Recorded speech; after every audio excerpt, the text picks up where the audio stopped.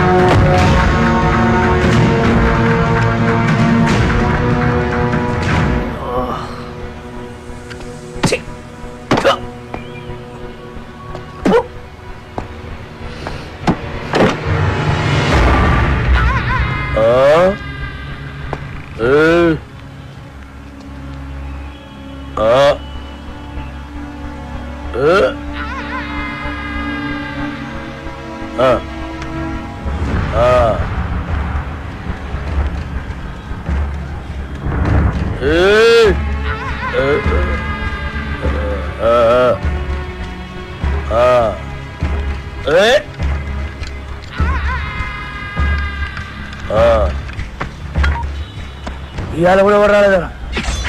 ఎవడు రాలేదురా? అదే నేను లేపేనికి ఎవరు రాలే. నన్ను లేపనీకి రాకపోతే నీకు డిసప్పాయింట్మెంట్ ఏందిరా? అరే నిన్ను లేపేనికి ఎవరు రాకుండా నా డ్యూటీ ఎందుకన్నా? నేనేమన్నా బేకారీగా అన్నావు లాగన్నా?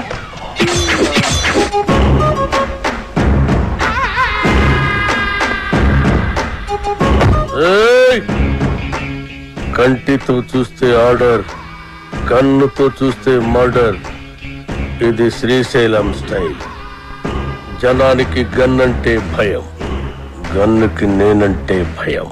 అలా నువ్వు అంటే నాకు భయం లేదనా? దిల్లానా? అరే చూప్, నీ గురించి కాదురా, గన్ గన్ గురించి. Welcome to the cinema industry Srisailam అన్నా. అసలు మీకున్న బ్యాక్గ్రౌండ్ ఈ సినిమా ఇండస్ట్రీలో ఎవరికి ఉందన్నా? అన్నా బ్యాక్గ్రౌండ్ కాదురా, బ్యాక్ క్రౌడీస్. అన్నా ఇతని పేరు అప్పలరాజు, మన సినిమా డైరెక్టర్.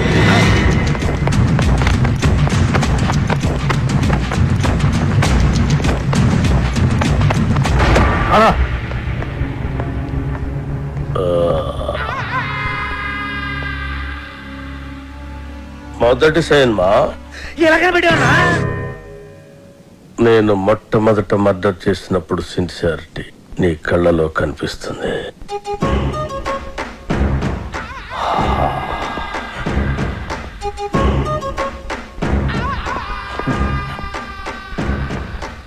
నా 4వ మర్డర్ సినిమాల్లో చేసిన. అది 5వదనా? 4వది బర్త్డే పార్టీలో కూర్చేసినావు.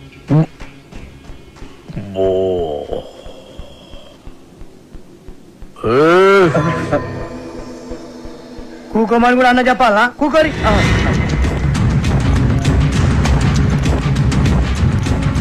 థియేటర్లో నా దుష్మన్ గాండి లేపేసిన తర్వాత టైం పాస్ కోసం మిగతా సినిమా చూసిన. అప్పటి శాంతి ఇంట్రెస్ట్. ఇంకో విషయం, మన సినిమాలో కత్తులు, గన్నులు, రౌడీలు, బాంబులు ఎవరిని రెంట్కి తెచ్చుకోవాల్సిన పని లేదు. అన్ని మన దగ్గరే ఉన్నాయి, ఫ్రీ. సార్ సార్ సార్, మనది అలాంటి సినిమా కాదు సార్.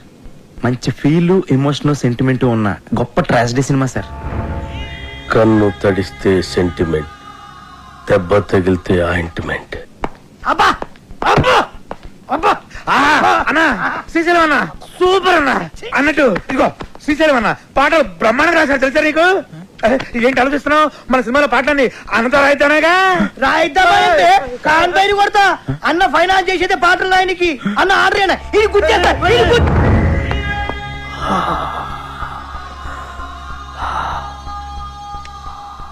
గన్నుకుంటుంది కన్నీరు, బుల్లెట్టుకుంటుంది పన్నీరు.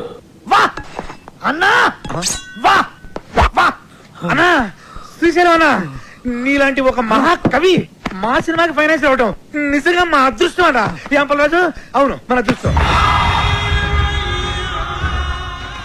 సినిమాలో నా పాటలు పెట్టుకుంటే గన్నుకు బదులు పెన్నుంటుంది, లేదంటే మీ అందరి తలల్లో బుల్లెట్ ఉంటుంది. వా అన్నా వా వా వా వా వా వా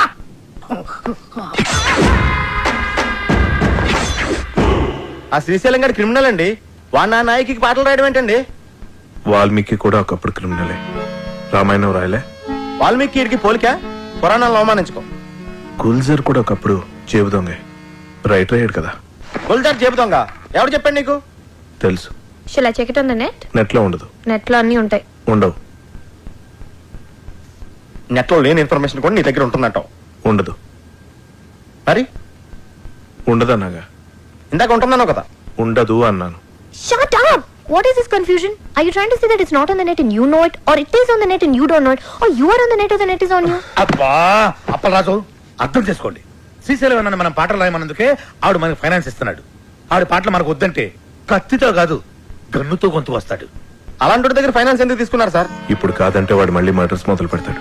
అంటే ఇప్పుడు నేను ఆడికి భయపడి చచ్చినట్టు ఆడు ఏం రాస్తే ఆ పాటలు నా సినిమాలో పెట్టుకోవాలా? అసలు ఆడికి పాటలకి సంబంధం ఏంటండి? లిరిక్స్ స్పెల్లింగ్ తెలుసు ఆడికి? పాటలు ఎవరంటారయ్యా, మ్యూజిక్ వింటారంతే. నీకు కావాల్సిన మ్యూజిక్ నువ్వు కొట్టించుకో, వాడికి కావాల్సిన లిరిక్ వాడు లిరిక్ ఉంటాడు. కాదు గీదు అంటే నీకు ఈ సినిమా ఉండదు, నాకు ఈ గొంతు ఉండదు. పుష్ప పద, నీతో సినిమాలు ప్లాన్ చేయడం కంటే డబ్బింగ్ సినిమాలు చేసుకుంటే బెటర్. మిమ్మల్ని ఎడ్యుకేట్ చేయడం నా వల్ల కాదే. అంతా అయిపోయింది కృష్ణ. ఇప్పుడు ఆ శ్రీశైలం గాడు పాటలు పెన్న పెట్టి రాయడు, నాకు గన్న పెట్టి రాస్తాడు.